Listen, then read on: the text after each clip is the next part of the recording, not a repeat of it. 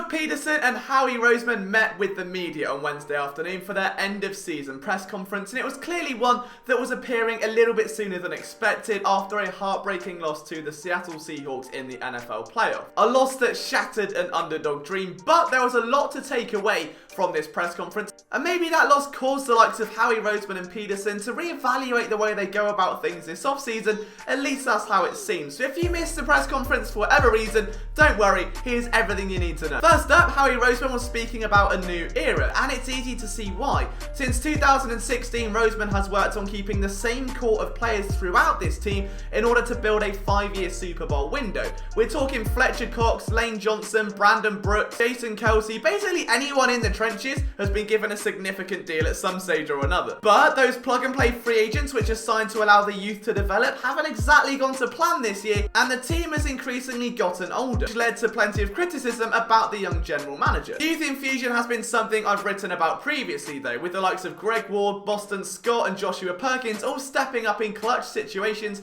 to help rejuvenate this offense and inject some energy which had frankly been sucked out of it. The Eagles have 7 picks in the first 4 rounds of the NFL draft, and I can't see that number decreasing anytime soon, at least if this quote's to go by. Injuries, injuries, injuries. That's a word that will cause any Eagles fan to shiver as if they were in a horror film, but for Howie Roseman, it's a harsh reality. The good news is though, he does appear to be on top of things, at least in terms of this upcoming offseason. In terms of making sure that history doesn't repeat itself for the 3rd year in a row. He referenced 2 very important things. One of them was that he hired a new chief medical officer in June, someone that was going to come in, look at the way the training staff and medical staff handle things and give direct feedback to Roseman.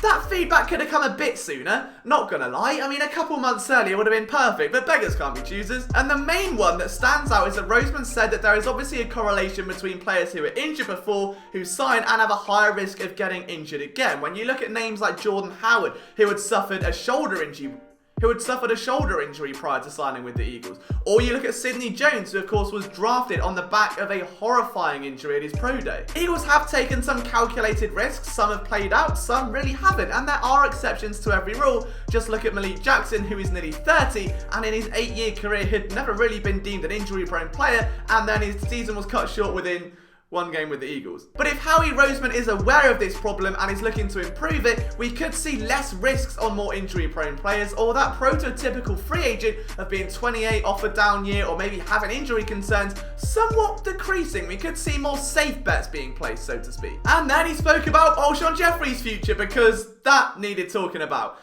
The Eagles, if you don't know, guaranteed his entire 2020 salary in order to create some cap flexibility, but it went down like a cup of cold sick, much like his season. But when asked about the situation, Roseman spoke glowingly of Jeffery, reminding fans pleasantly about what he'd done in every year that wasn't 2019. Put it bluntly, doesn't look like he's going anywhere anytime soon. But to say the Eagles are the guy who can't ever really get over their ex, can't relate to that, would be an understatement. There does seem to be a pressing issue of letting go, and it's hurt this team. Jason Peters was a penalty machine this year, and Darren Sproles has spent 2 years on the team, with last year half of it on the roster but injured, costing the Eagles a roster spot which could have easily been used to bulk up one of the positions affected by a cluster injury. 2020, the sentiment has to stop, and Roseman acknowledged that in his press conference. He also expressed a desire to keep veteran leadership, which is absolutely fine, but the two aren't mutually exclusive.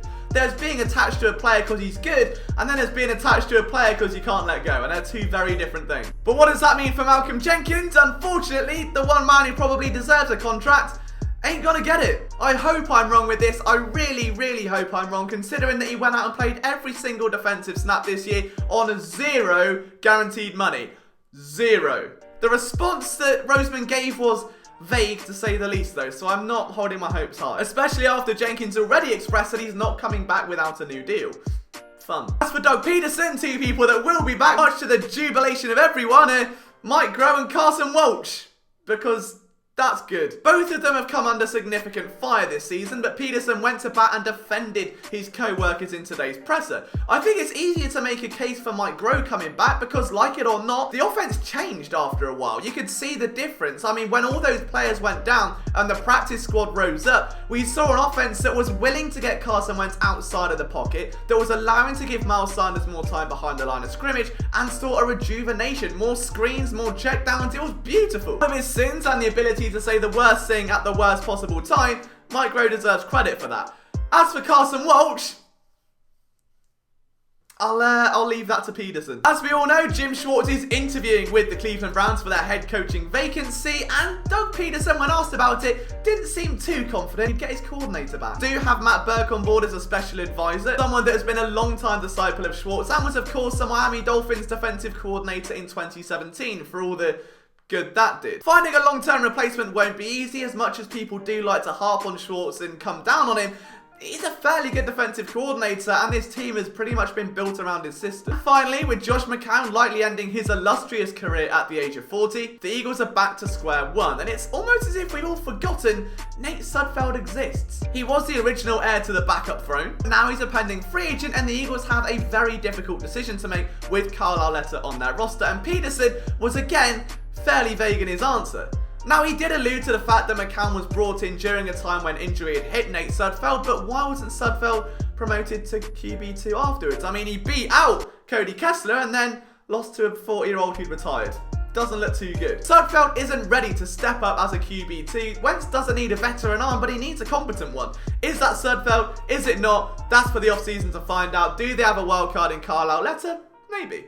But that's it, guys, for this little recap. If you want to see more of this kind of video with that and me, let me know down in the comments and I'll be sure to pump them out over the course of the off-season. Strap yourselves in, we're going to be bringing you as much content as you can handle from myself, Liam Jenkins. My Twitter's there. See you soon.